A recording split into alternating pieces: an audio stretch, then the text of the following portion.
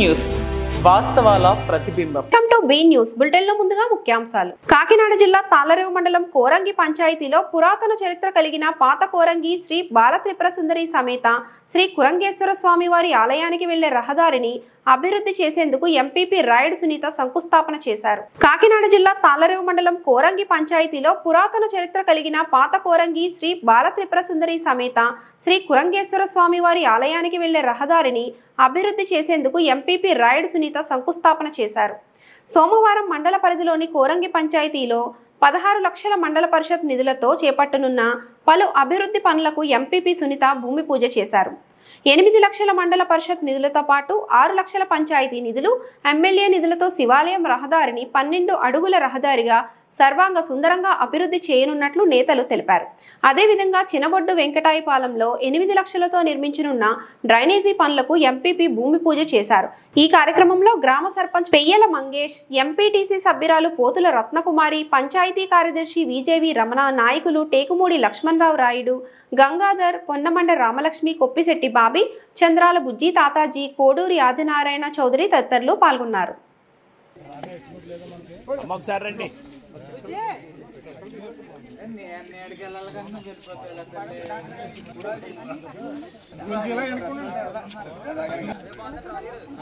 మండల పరిషత్ అధ్యక్షులు శ్రీమతి రాయుడు సునీత గంగాధర్ గారికి, అలాగే మన పంచాయతీ పెద్ద ప్రౌఢులైనటువంటి శ్రీమతి పెయ్యల మంగేష్ గారికి, అలాగే ఇక్కడ విచ్చేసినటువంటి వారికి, అలాగే ఎక్స్ జడ్పీటీసీ గారు శ్రీమతి రామలక్ష్మి గారికి, అలాగే మాజీ మార్కెటింగ్ చైర్మన్ ఉంగరాల వెంకటేశ్వరరావు గారికి, అలాగే మాకు నూతనంగా ఎన్నికబడినటువంటి మా సొసైటీ అధ్యక్షులు మా అబ్బుగారు వాళ్ళ అబ్బాయి గారికి, అంటే నాకు నియమంతగా బాబీ గారికి, అలాగే ఇక్కడ ఇచ్చేసినటువంటి విలేకరులకి, పెద్దలకి, మా ఊరి గ్రామ పెద్దలకి అందరికీ నా యొక్క నమస్కారాలు. ముఖ్యంగా ఏదో ఇది ఎప్పటి నుంచో దాదాపుగా త్రేతాయుగంలో రాముల వారు స్థాపించినటువంటి ఈ శివాలయం చాలా ప్రాముఖ్యమైనది, మంచి పుణ్యక్షేత్రం కూడా. ఇది ఇక్కడికి చాలా వరకు మాఘమాసంలోని భక్తులు బస్సుల మీద వచ్చి స్వామిని దర్శించుకుని వెళ్తూ ఉంటారు. ఇలాంటి దేవస్థానాల రోడ్డుకి సంబంధించి గతం నుంచి కూడా అనుకుంటున్నాం, ఒక 12 అడుగులతో భారీ సిమెంట్ రోడ్డుని నిర్మించుకుంటే ఒకేసారి 2 బస్సులు అవి తప్పుకోవడానికి ఉంటుంది. భక్తులు కూడా సౌకర్యార్థం బాగుంటుంది, అసౌకర్యం కల్పించకుండా ఉంటుందని గతం నుంచి ఎప్పటి నుంచి అనుకుంటున్నాం. ఇది ఏదో ఒక కులానికో లేకపోతే ఒక వర్గానికో లేకపోతే కొంతమంది వ్యక్తులకో సంబంధించినటువంటి రోడ్డు అయితే కాదు. ఇది ఇక్కడికి ఈ ఊరు వ్యక్తులు వచ్చే రోడ్డు కూడా కాదు. దాదాపుగా తాళ్లరేవు మండలం నుంచి, అలాగే వివిధ గ్రామాల నుంచి ఈ యొక్క కురంగేశ్వర స్వామి యొక్క ప్రాముఖ్యత తెలిసిన వారు ప్రతి ఒక్కరూ కూడా ఇక్కడికి విచ్చేస్తూ ఉంటారు. వారందరికీ కూడా ఇది ఎంతో సౌకర్యార్థంగా ఉంటుంది ఈ రోడ్డు. ముఖ్యంగా మేము అడిగిన వెంటనే, మా ఊరి నుంచి మా గ్రామ పెద్దలు కూడా అడిగిన వెంటనే దీని మీద ఎంతో మానవతా దృక్పథంతో మంచిగా స్పందించినటువంటి ఎంపీపీ గారికి నా యొక్క ధన్యవాదాలు తెలియజేస్తున్నాను. ఎందుకంటే మంచిగా ఉంటుంది, ఎందుకంటే ఈ భక్తులకి ఉపయోగపడే రోడ్డు అని మేము ఎంపీపీ గారికి, మేము మా గ్రామం నుంచి మా పెద్దలందరూ కూడా వివరించడం అనేది జరిగింది. దాని మీద ఆయన చాలా మంచిగానే స్పందించారు. ఇంకోటి ఏంటంటే మనస్ఫూర్తిగా ఆయన మాకు ఈ రోడ్డుకి ఒక 8 లక్షలు ఇస్తున్నారు. మేము రిక్వెస్ట్ ఏంటంటే ఇంకో 2 కలిపి 10 లక్షలు ఇస్తే బాగుంటుందేమో అనేది నా ఆశ. ఇది మీరు మన్నించాలి, తప్పదు. ఎందుకంటే ప్రతి ఎంపీటీసీ ఏరియాలోని మీరు ఒక 8 లక్షలు ఖర్చు పెడుతున్నారు, అలాగే దీనికి 8 లక్షలు ఇచ్చారేమని నేను అనుకుంటున్నాను. ఇది అందుకని మీరు మా పెద్దలందరూ మీ దగ్గరికి వచ్చి మిమ్మల్ని అడిగిన వెంటనే స్పందించారు కాబట్టి ఇంకొక 2 లక్షలు వేసి 10 లక్షలు ఇవ్వండి. ఈ చిన్న అవకాశాన్ని ఇచ్చినటువంటి మా ఎంపీపీ గారికి, అలాగే ఇక్కడ ఇంత మంచి కార్యక్రమానికి ఇచ్చేసినటువంటి మా పెద్దలందరికీ నా యొక్క నమస్కారాలు తెలియజేసి, ఈ కార్యక్రమం మరి త్వరలోనే కంప్లీట్ అయిపోవాలని వచ్చి శివుడు నేను కోరుకుంటాను. చేస్తుందంటే శివుడు అంటే నా పేరు శివుడే, అంటే గంగాధర్ అంటే గంగను ధరించినవాడు. నేను కూడా ఎంపీపీ అయిన వెంటనే ఫస్ట్ టైము ఫస్ట్ ఉగాది రోజున అంటే నేను 21వ తారీఖున అనుకుంటాను. ఉగాది చేసుకోవడానికి మండలంలో ఎక్కడెక్కడ అనుకునేటప్పుడు ఈ ప్లేసే గుర్తుకొచ్చింది. మన పాలక శ్రీని గారు అక్కడ కూర్చున్నారు. ఆయన అలా మా పాత కోరంగిలో అయితే బాగుంటుందని చెప్పి ఆ రోజు ఇక్కడ కార్యక్రమం పెట్టుకుని మన పూజారి గారు ఇక్కడ పిలిపించుకొని కార్యక్రమం చేశారు. దీని మీద నాకు పాత కోరంగి మీద అమితమైన ప్రేమ. సో యాక్చువల్గా ఇందాక చెప్పినట్టు మనకి రామలక్ష్మి గారు చెప్పారు మీరు క్లియర్గా. సో యాక్చువల్గా ముందు దీనికి ఇక్కడ ఇచ్చిన నిధులు ఏంటంటే నేను ముందు 4 లక్షలు ఇచ్చాను. 4 లక్షలు దేనికి ఇచ్చానంటే, సో ఇక్కడ ఎస్సీపేటలో 3 రోడ్ల కింద 3 బిట్ల కింద పెట్టడం జరిగింది. సో 4 సరిపోదన్నయ్య అని హెచ్చి నన్ను గట్టిగా సర్లే అమ్మ ఎంత అవుతా ఎంత అని హెచ్చేటప్పటికి 6 వచ్చింది. సో యాక్చువల్గా నేను మండలం అంతా కూడా 6 లక్షలు ఇస్తున్నాను. ఆవిడ ఎందుకనుకుంటుంది కానీ 6 లక్షలు ఇస్తున్నాను. సో వచ్చిన తర్వాత ఇది డిస్కషన్ అలాగ అవుతుంటే ఒకసారి ఎందుకో రామలక్ష్మి గారు నేను మాట్లాడుకుంటున్నప్పుడు ఇలా పెట్టామండి, ఒకసారి వస్తాం అక్కడికి కూడా మీ నాయకులందరూ కూడా చెప్తాము, మీకు మరి లక్ష్మణ స్వామి గారికి వీళ్ళందరికీ కూడా చెప్తాం, నాయకులందరూ చెప్పి కార్యక్రమం పెట్టుకుందాం అంటే, అలా కాదు బాబు ఎలాగా అది సబ్ ప్లాన్ వస్తుంది కదా, సబ్ ప్లాన్ వచ్చినప్పుడు సబ్ ప్లాన్లో అక్కడ పెట్టుకోవచ్చు, ఇది గుడికి సంబంధించింది మండలం అందరికి కూడా ఇంపార్టెంట్ అని వచ్చి ఆవిడ అనడంతో సరే అమ్మా నా ప్రమేయం లేదు, మరి మీ ఎంపీటీసీ గారు ఇలాగంటున్నారు అని హెచ్ అంటే, మరి అయితే ఒకసారి ఆలోచించుకుంటామని హెచ్చి ఎంపీటీసీ గారు చెప్పడం, గ్రామస్తులు అందరూ కూర్చోవడం, వీళ్ళందరూ కూడా ఒక డెసిషన్ తీసుకుని వీళ్ళే అందరూ కూడా ఇవి చెప్పేసింది మామూలు ఫోన్లో పెట్టుకుందాం అనేది. మరి గ్రామస్తులు ఏమంటున్నారు అనేటప్పటికి గ్రామస్తులు యాప్ చేస్తే దాన్ని కంటిన్యూషన్ ఎలా చేయాలి ఏంటనేది మనం ప్లాన్ చేద్దామని. సో తర్వాత ఒక రోజున ఇది చూడడానికి అనేసి ఇక్కడికి వచ్చాం. వచ్చిన తర్వాత మన సర్పంచ్ గారిని వాళ్ళని పిలిపించుకుని కూర్చున్నాం. మన గంగారావు గారి ఇంటి దగ్గర ఉంటాం, రాంబాబు గారి ఇంటి దగ్గర కూర్చున్నాం. లెవెల్లో ఒప్పుకోలేదు, దానికి ఏదో ఒకటి చెప్పండి సార్ ఎంపీపీ గారు అనేసి అంటే, అప్పుడు జేఈ గారిని కూర్చోబెట్టి మాట్లాడి అలా కాదండి అది 10 ఉంది యాక్చువల్గా 12 చేద్దాం వాళ్ళందరూ కోరుకుంటున్నారు సార్. జేఈ గారు కూడా కాదనుకోండి అన్ని 12కి రైట్ చేసి, అంటే దానివల్ల ఏంటంటే మనకి ఇంకా పొడవు తగ్గిపోయింది వచ్చేసింది. అందుకని హెచ్చి ఆ పొడవు తగ్గకూడదని హెచ్చి 10 అనుకున్నాం. ఇప్పుడు మీరు కోరుకున్నారు కాబట్టి 12 వేస్తున్నాము. సో ఇప్పుడు యాక్చువల్గా 8 లక్షలతో ఇప్పుడు మనం ఇస్తాం గ్రాంట్. ఇంకా ఏదన్నా పడేటప్పుడు నేను ఫిగర్ అనేది చెప్పను, ఎంతో కొంత నేను అడ్జస్ట్మెంట్ నా ఇంకా పీరియడ్ ఇంకో 1.5 year 2 years దాకా ఉంది, ఆ పీరియడ్లో నేను ఇస్తాను. సో ఈ లోపల పంచాయతీ నుంచి మా సర్పంచ్ గారు మా చెల్లిని అడిగాం, సెక్రటరీ గారు వీళ్ళని అడిగితే వీళ్ళు కూడా ముందు 3 ఇస్తానన్నారు. అలా కాదు సార్ మీరు ఎంత పట్టుబడుతున్నారు కాబట్టి 5 ఇస్తామన్నారు. ఇప్పుడు మీరు అందరూ కోరంతో 6కి కమిట్ అయ్యారనుకుంటున్నాను. మా చెల్లి 6 ఇట్లా ఆలోచించుకుని చేస్తారు. అయితే మిగతా బ్యాలెన్స్ అవుతుంది 14 అవుతుంది. ఇంకా ఇంచుమించు ఎంత లేదైనా 8 పైన అవుతుంది. 8-10 అవుతే ఈ సంవత్సరం తాళరా మండలానికి 10 కోట్ల నిధులతో ఎంజీఎన్ఆర్ఎస్ నిధులు మనకి ఎమ్మెల్యే గారు మనం ఇచ్చాం తాళరా మండలంలో. మళ్ళా నిధులు ఈసారి అయితే దానికి రెట్టింపు నిధులే మన తాళరా మండలానికి వచ్చే అవకాశాలు ఉన్నట్టు ఎమ్మెల్యే గారు రాత్రి మాట్లాడారు. సో దాంట్లో ఎలాగా మీకు కోరంగి పంచాయతీ అనేటప్పటికి మీకు అందరికి కూడా పెద్ద నాయకులే ఉన్నారు. లక్ష్మణరావు అన్నయ్య గారికి జెడ్పీటీసీ మాది జెడ్పీటీసీ మీరంతా నాయకులే. మా కొలీగ్ కాకినాడ జిల్లా తాళరేవు మండలం సుంకరపాలెం ప్రధాన కూడలిలో జాతీయ రహదారి 216కి ఆనుకుని ఉన్న యానం నుండి ద్రాక్షారామం వెళ్లే ప్రధాన రహదారిలో నిత్యం వేలాది మంది ప్రయాణికులు మరియు విద్యార్థులు ప్రయాణిస్తూ ఉంటారు. ఈ రహదారిలో డ్రైనేజీ లీక్ అయిపోయి దుర్వాసనతో కూడిన ఆ మురుగునీరు పైకి రావడంతో ద్విచక్ర వాహనదారులు పాదచారులు జారిపోయి పడిపోవడం వల్ల కాళ్ళు చేతులు విరిగిపోవడమే కాకుండా తీవ్ర గాయాలతో ఇబ్బంది పడుతున్నారని బైపాస్ శ్రీలక్ష్మి గణపతి వరసిద్ధి వినాయక వర్తక సంఘం సభ్యులు పూనుగుని తాత్కాలికంగా సిమెంట్ వేసి మురుగునీరుకి అడ్డుకట్ట వేశారు. కాకినాడ జిల్లా తాళరేవు మండలం సుంకరపాలెం ప్రధాన కూడలిలో జాతీయ రహదారి 216కి ఆనుకుని ఉన్న యానం నుండి ద్రాక్షారామం వెళ్లే ప్రధాన రహదారిలో నిత్యం వేలాది మంది ప్రయాణికులు మరియు విద్యార్థులు ప్రయాణిస్తూ ఉంటారు. ఈ రహదారిలో డ్రైనేజీ లీక్ అయిపోయి దుర్వాసనతో కూడిన ఆ మురుగునీరు పైకి రావడంతో ద్విచక్ర వాహనదారులు పాదచారులు జారిపోయి పడిపోవడం వల్ల కాళ్ళు చేతులు విరిగిపోవడమే కాకుండా తీవ్ర గాయాలతో ఇబ్బంది పడుతున్నారని బైపాస్ శ్రీలక్ష్మి గణపతి వరసిద్ధి వినాయక వర్తక సంఘం సభ్యులు పూనుగుని తాత్కాలికంగా సిమెంట్ వేసి మురుగునీరుకి అడ్డుకట్ట వేశారు. తక్షణమే హైవే అధికారులు గ్రామ పంచాయతీ అధికారులు పట్టించుకొని ఈ సమస్యకు పరిష్కారం చూపుతారని పలువురు కోరారు. ఈ కార్యక్రమంలో శ్రీ లక్ష్మీ గణపతి వరసిద్ధి వినాయక సంఘం సభ్యులు స్థానిక ప్రజలు పాల్గొన్నారు.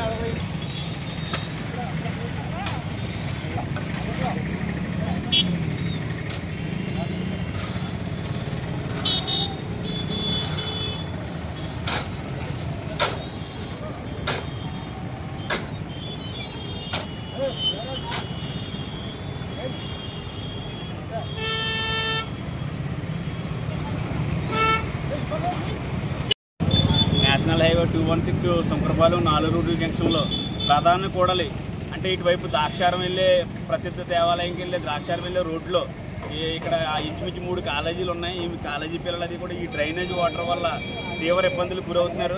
ఈ డ్రైనేజ్ వాటర్ రోడ్డు మీదకి వెళ్ళేటప్పుడు అది చిగురుగా ఉండి బండి స్లిప్ అయ్యి పడిపోవడం వల్ల అనేక ఇబ్బందులకి గురవుతున్నారు స్టూడెంట్స్ ప్లస్ ప్రయాణికులు కూడా. ఎందుకంటే ఇది మెయిన్గా ద్రాక్షారం వెళ్ళే ప్రధాన కూడలి కాబట్టి ఇక్కడ ప్రమాదాలు జరుగుతున్నాయి. అయితే ఈ ప్రమాదాలు కూడా జరుగుతున్నవి కాబట్టి మేము వర్తక సంఘం తరఫున తాత్కాలికంగా దీన్ని సిమెంట్ చేసి వాటర్ రాకుండా అయితే చేసాం. ఈ సమస్యని నేషనల్ హైవే అధికారులకి చాలాసార్లు చెప్పడం జరిగింది. అయితే ఏ విధమైన స్పందించలేకపోవడం వల్ల ఇక్కడ వర్తక సంఘం తరఫున మేము దీన్ని టెంపరీగా 4 బస్తాలు సిమెంట్ కంకరేసి దీన్ని టెంపరీగా చేయడం జరిగింది. అయితే దీన్ని పూర్తిగా పర్మనెంట్ సొల్యూషన్ అయితే హైవే వాళ్ళు అయితే ఏముంది లేదా పంచాయతీ అధికారులు అయినా సరే దీన్ని పూర్తిగా సొల్యూషన్ చేసి ఇక్కడ ప్రాబ్లమ్ని సాల్వ్ చేయాలని చెప్పి మేము వర్తక సంఘం తరఫున కోరుకుంటున్నాం. ఎందుకంటే తీవ్ర ఇబ్బందులు గురవుతారు ఇక్కడ ప్రజలైతే స్టూడెంట్స్ అయితే ఇక్కడ ఆ ఇబ్బందులు చూడలేకపోతున్నాం కాబట్టి ఇక్కడ వెంటనే హైవే అధికారులు దీన్ని స్పందించి ఈ సమస్య ఇప్పటి నుంచి కాదు గత 2-3 సంవత్సరాలుగా కూడా వాటర్ ఇక్కడ నిలవైపోతాం. వర్షాకాలంలో ఇంకా చాలా ఇబ్బంది గురవుతుంది. ఇప్పుడంటే ఎండాకాలం కాబట్టి పర్లేదు. దీన్ని హైవే అధికారులు వెంటనే స్పందించి ఈ సమస్యకి తాత్కాలికంగా శాశ్వత పరిష్కారం చూపాలని చెప్పి వర్తక సంఘం తరఫున అలాగే ఇక్కడ షాపుల తరఫున మేము హైవే అధికారులు తెలియజేస్తున్నాం. ఈ బైపాస్లోని ఈ సైకిల్ వల్ల యానండి దాసల్ రోడ్ చాలా ఇబ్బంది ఉంది. రోజుకు సుమారు 10 మంది ఫ్యామిలీలు పడిపోతున్నారు. ఇది అధికారులు ఎవరో పట్టించుకోవట్లేదు. దీన్ని టెంపరీగా మేము వర్తక సంఘం తరఫున ఈరోజు మొదలు జరిగింది. ఇది ప్రతి ఒక్కరు కాళ్ళు చేతులు ఇరిగిపోయి చాలా ఇబ్బంది పడుతున్నారు. దీన్ని చూడలేక మేము ఈరోజు మొదలు జరిగింది. ఇది వెంటనే హైవే అధికారులు మన పంచాయతీ వారు తర్వాత నాయకులు కూడా వెంటనే పట్టించుకుని దీన్ని స్టాండర్డ్గా అని చెప్పి అధికారులు చెప్పినా దీన్ని స్పందించట్లేదు. దీన్ని వెంటనే అధికారులు స్పందించి దీన్ని స్టాండర్డ్గా పరిష్కారం చేయాలని మేము అందరం వర్తక సంఘం తరఫున కోరుకుంటాం.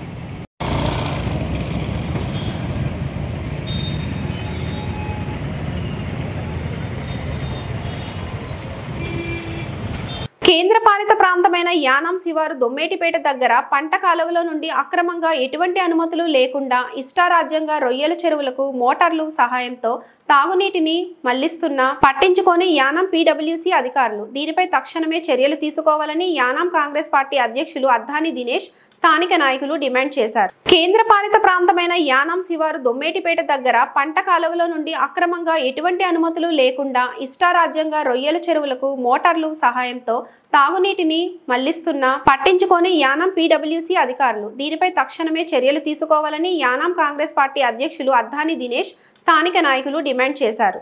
గత కొంతకాలంగా దిగువ ప్రాంతానికి తాగునీరు సరిపోక తీవ్ర ఇబ్బందులకు గురవుతున్నారని అధికారులను నిలదీశారు. అధికారులు మాత్రం మాట్లాడిన తీరు అందరినీ ఆశ్చర్యానికి గురి చేస్తుంది.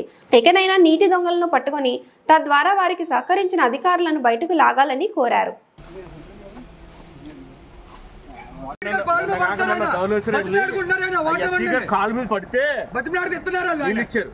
నీళ్ళు మంచి మీరేమో ఈ టైంలో నీళ్ళు తోడుతున్నారంటే అర్థం అసలు ఏ కామన్ సెన్స్ ఉండాలండి.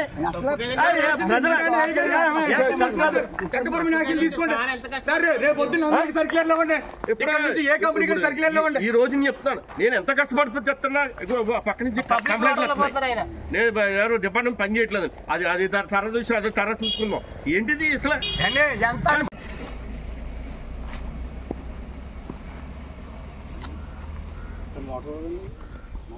మరి తోటకండి ఎందుకు పెట్టారు మీరు? ఎప్పుడు పెట్టి అలా ఎప్పుడు పెట్టేశారండి? మనం చెప్తున్నాం మీ వాళ్ళకి, మీరేం పట్టించుకోరు. చెప్పండి.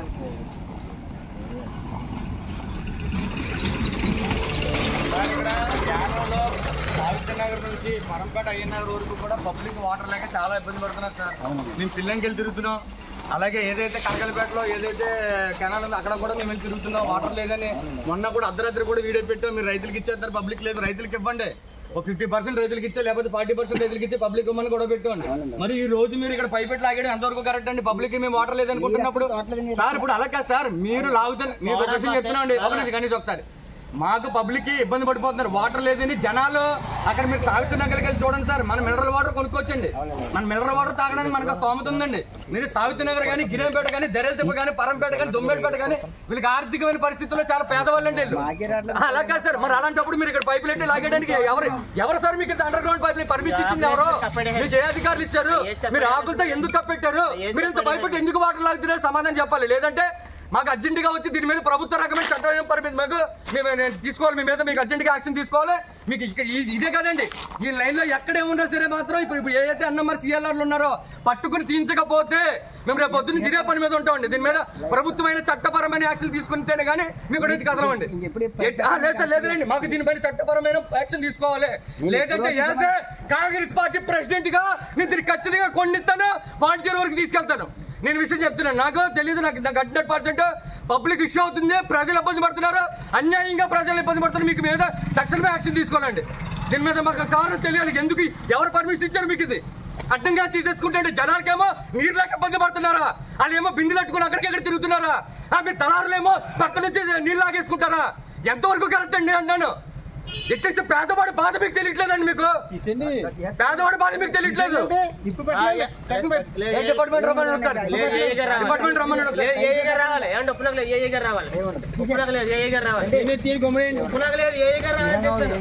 రమ్మని చెప్పండి.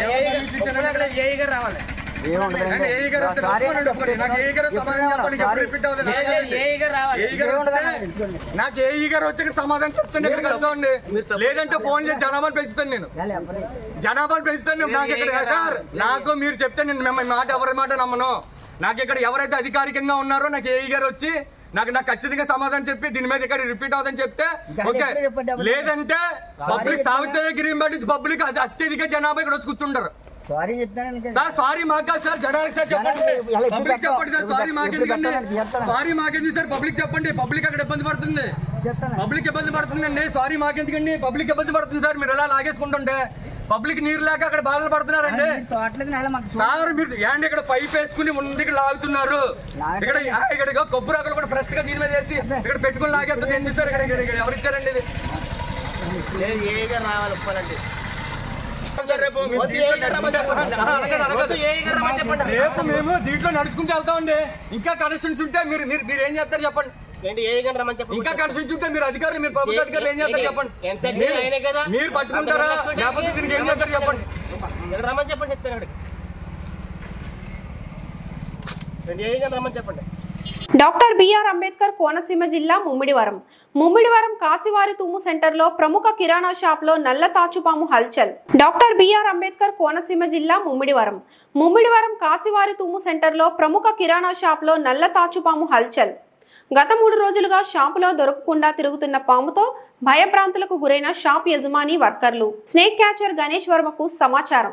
ఆదివారం రాత్రి షాపులో పామును గుర్తించి బంధించిన వర్మ కోనసీమ ప్రాంతంలో ఇటీవల జనవాసాల్లోకి వస్తున్న విషసర్పాల పట్ల అప్రమత్తంగా ఉండాలని సూచన.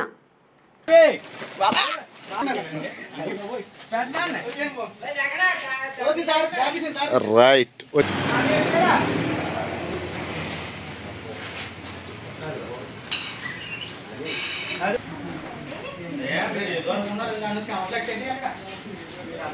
Right, super.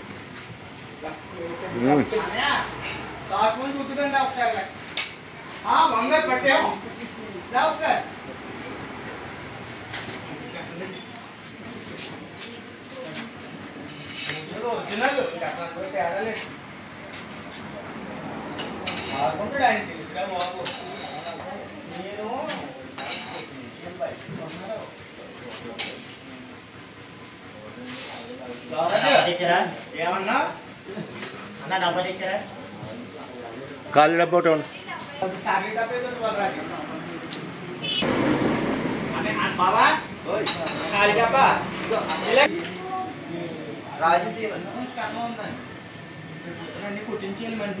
ఓకే.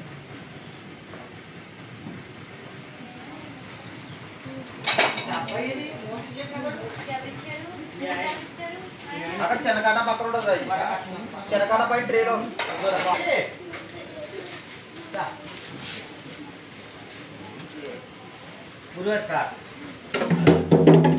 దెబ్బతోడు పెద్దండి అది.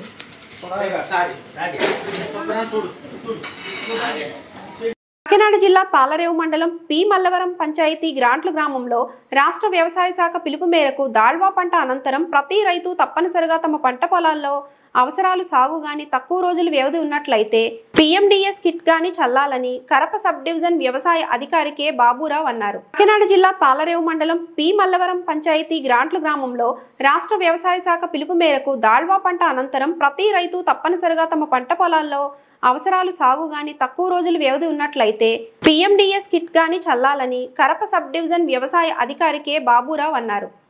ఏవో ప్రశాంతి మాట్లాడుతూ ప్రతి రైతు తమ పంట పొలాల్లో మట్టి నమూనాలు సేకరించి భూసార పరీక్షలు చేయించుకోవాలని అన్నారు. రిసోర్స్ పర్సన్ మాధవి మాట్లాడుతూ ప్రతి రైతు పెట్టుబడులు తగ్గిస్తూ నాణ్యమైన దిగుబడులు సాధించాలన్నారు. సర్పంచ్ రామకృష్ణ మాట్లాడుతూ గోవు ఆధారిత ప్రకృతి వ్యవసాయం చేయడానికి ప్రతి రైతు ఆలోచన చేయాలి అన్నారు. ఈ సందర్భంగా రాష్ట్ర తెలుగు యువత కార్యనిర్వాహక కార్యదర్శి మరియు కృషి అమృత్ గోవు ఆధారిత వ్యవసాయ రైతు క్షేత్ర రైతు దూలిపూడి వెంకటరమణ మాట్లాడుతూ స్వాతంత్రం వచ్చి 75 సంవత్సరాలకే మన భూమిని పూర్తిగా కలుషితం చేసిన మనం మన భవిష్యత్తు తరాల వారికి ఎటువంటి భూమిని ఇద్దామని రైతులను ప్రశ్నించారు. దయచేసి ప్రతి రైతు తమ తిండి నిమిత్తమైన ఎంతో కొంత భూమిని ప్రకృతి వ్యవసాయంకు కేటాయించాలని, అటువంటి వారికి కూటమి ప్రభుత్వంలో కూడా బడ్జెట్లో నిధులు కేటాయించారని, వచ్చే తొలకరి పంటలో అయినా మల్లవరం పంచాయతీలో 200 ఎకరాలు ప్రకృతి వ్యవసాయం సాగును ప్రోత్సహించాలని, వారికి కావాల్సిన పూర్తి సహాయ సహకారాలు కషాయాలు ఎప్పటికప్పుడు అందుబాటులో ఉంచుతానని తెలియజేశారు. ఈ కార్యక్రమంలో అజయ్, సుధా, రాజబాబు, పేరాబుత్తుల నగిరయ్య పెద్ద సంఖ్యలో రైతులు పాల్గొన్నారు. ప్రస్తుతం మనం ఏ విధంగా జీవిస్తున్నాం, మన జీవన విధానం ఏంటన్నది మనందరికీ తెలుసు. కానీ మార్పు కోరాలి అంటే టైం పడుతుంది. స్వాతంత్రం వచ్చి 70 సంవత్సరాలు పూర్తి చేసుకున్నాం. ఈ 70 సంవత్సరాలకే మన భూ వ్యవస్థనంతా కూడా మనం మార్చేసాం. రేపు మన పిల్లలకి మనం ఏ విధమైన భూమిని ఇస్తున్నాం అన్నది ఒకసారి ఆలోచన చేయాలి. ఇప్పుడు మన టైంకే భూమి ఇలాగ అయిపోయింది. రేపు మన పిల్లలు ఎదుగుతారు. వాళ్ళు ఎదిగేటప్పటికి అసలు మన భూమిలో ఏముంటుంది?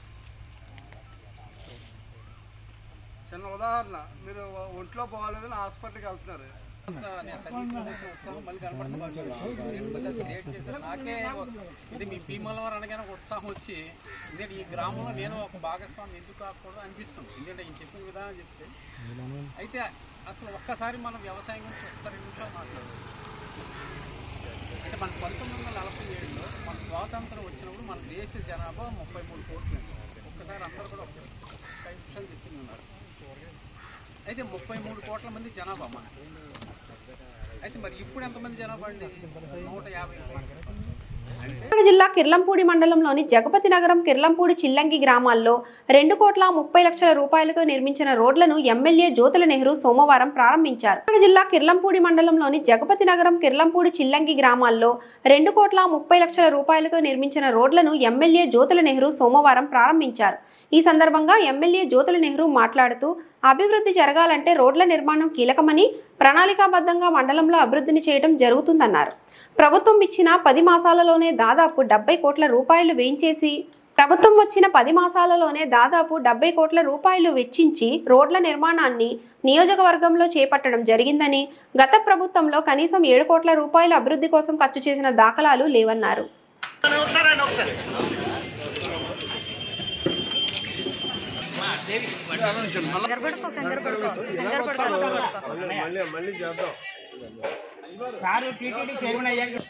ఓకే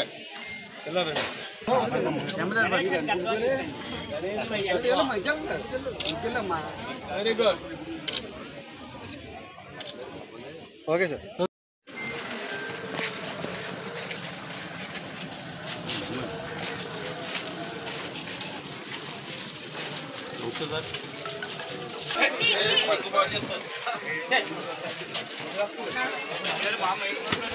ఏమండి వచ్చారు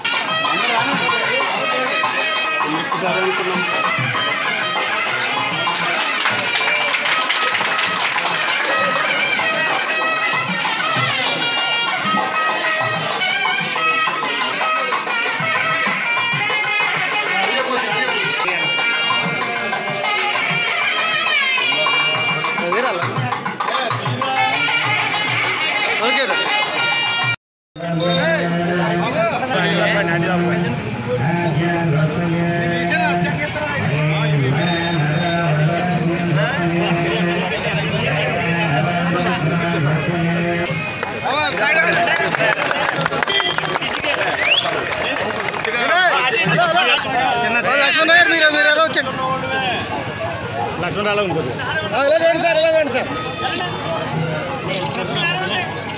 ఓకే సార్. Okay okay.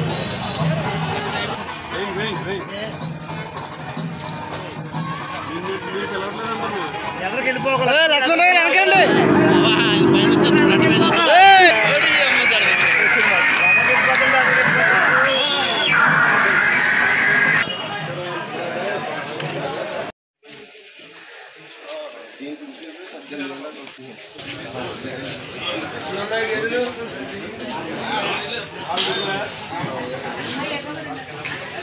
సైడ్కి వచ్చినా మీరు.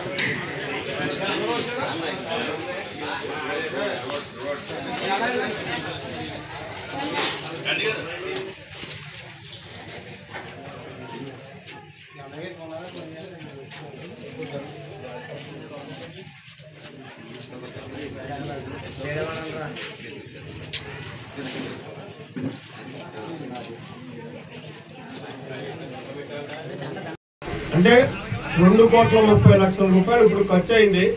ఇంకా 20 లక్షల రూపాయలు రమణయ్యపేటలో ఆగింది. దానికి ప్రాబ్లం ఏంటంటే ఆ రమణయ్యపేట వాస్తవం ఇక్కడ ఎవరున్నా సరే ఆ ప్రాబ్లం కూడా సాల్వ్ చేసాం. లేకపోతే కుమార్ గారు వెళ్ళి చెప్తాడు అక్కడికి. అంటే అక్కడ మంచినీటి పైపు లైన్ లేదు ఆ పేటగా ఆ 2 రోడ్లకి. కాబట్టి అది వేసిన తర్వాత సిమెంట్ రోడ్ వేద్దామని ఆడడం జరిగింది. ఇప్పుడు 5 లక్షల రూపాయలు మన మండలాధ్యక్షులు రవి గారు మండలం నుంచి ఆ పైప్ లైన్ నిమిత్తం 5 లక్షల రూపాయలు ఇస్తున్నారు.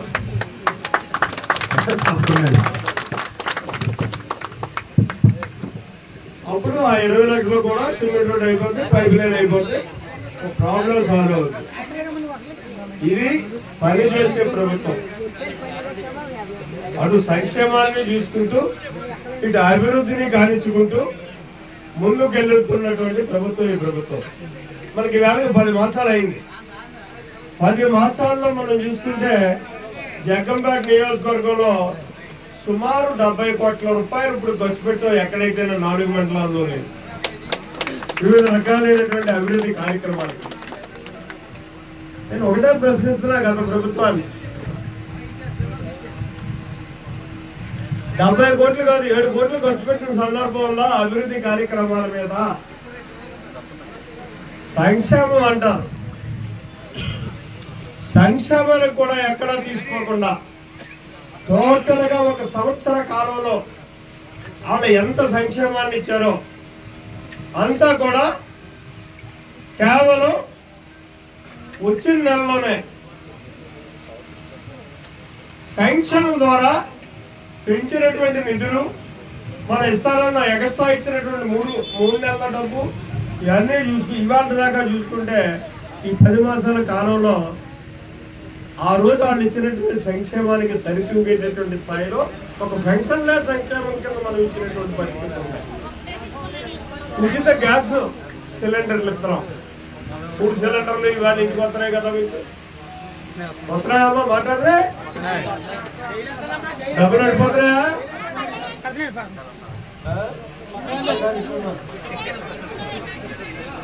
అది ఇది సంక్షేమ ప్రభుత్వం అని చెప్తారు. రేపు స్కూల్ తీసేస్తారు, మళ్ళీ సెలవులు ఇచ్చారు కదా, రేపు స్కూల్ తీస్తాం. కొత్తగా స్కూల్ తీసిన వెంటనే అమ్మకు వందనం అని చెప్పి మీరు ఎంతమంది పిల్లలు ఉంటే అంతమందికి కూడా నిధులు ఇవ్వడానికి రెడీగా ఉన్నాం. ఇవాళ ఏం చేయలేదు సంక్షేమం ఆగిపోయింది, కొమ్మలైపోయింది అంటాడు జగన్మోహన్ రెడ్డి గారు. 6 మాసాలకు ఒకసారి వస్తాడు, ఏదో ఎక్కడో దగ్గర ఒక గొంతు ఇస్తున్నాడు. ఇంతటితో సమాప్తం. నమస్తే.